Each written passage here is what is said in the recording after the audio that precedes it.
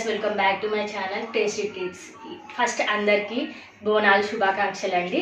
ఈరోజు evening snack వచ్చేసి పచ్చిమిర్చి పకోడీ చేయబోతున్నాను. వెదర్ చాలా చల్లగా వర్షం పడేటట్టు ఉంది. ఈ వెదర్కి వేడివేడిగా ఏదో ఒక స్నాక్ చేసుకుంటే చాలా బాగుంటుంది కదండి. నేనైతే పకోడీ చేస్తున్నాను. ఫస్ట్ ఉల్లిగడ్డలను బాగా స్మాష్ చేసుకోవాలి. ఇలా ఉన్న నీరు సరిపోతుంది, మళ్ళీ వాటర్ పోసుకో అవసరం లేదండి. ఇలా నలుపుకొని జీలకర్ర కొద్దిగా ఆయిల్ వేసుకోవాలి. ఆయిల్ ఎందుకంటే దానికి మంచిగా పట్టి ఉంటుంది. తర్వాత అల్లం పేస్ట్ వేసుకోవాలి. తర్వాత బియ్యం పిండి 2-3 స్పూన్స్ వేసుకొని 1 కప్ శనగపిండి వేసుకొని ఉల్లిగడ్డలకి బాగా పట్టేట్టుగా బాగా నలపాలి.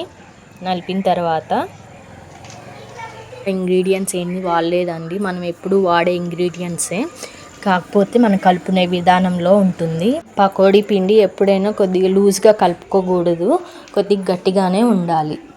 ఇప్పుడు మనం కరివేపాకు, పచ్చిమిరపకాయలు, కొద్దిగా ఉప్పు వేసి సరిపడా ఉప్పు వేసి కలుపుకున్న ముద్దని దాంట్లో వేసి బాగా నలపాలి. మనం రెబ్బలుగా వేస్తే దాంట్లో టేస్ట్ దొరకదు. ఇట్లా మిక్సీ చేసి పెడితే దానికి మంచిగా పడుతుంది పకోడీకి. అదిగాక పిల్లలు కూడా మంచిగా తింటారు. వాటర్ లేకుండా పచ్చిమిరపకాయల పేస్ట్ అండ్ ఉల్లిగడ్డలతోనే మంచిగా రసం వెళ్తుంది.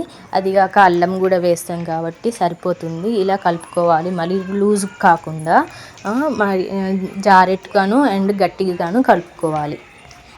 ఇలా సన్నగా ఆయిల్లో డిప్ చేయటమే. మీ పకోడీ రెడీ అయిపోయింది. టేస్ట్ ఎలా ఉందో చూద్దాము. మీరు కూడా నేను ఎలా చెప్పాను అలానే ట్రై చేయండి. చాలా క్రిస్పీగా టేస్టీగా ఉంది. Subscribe my channel more videos.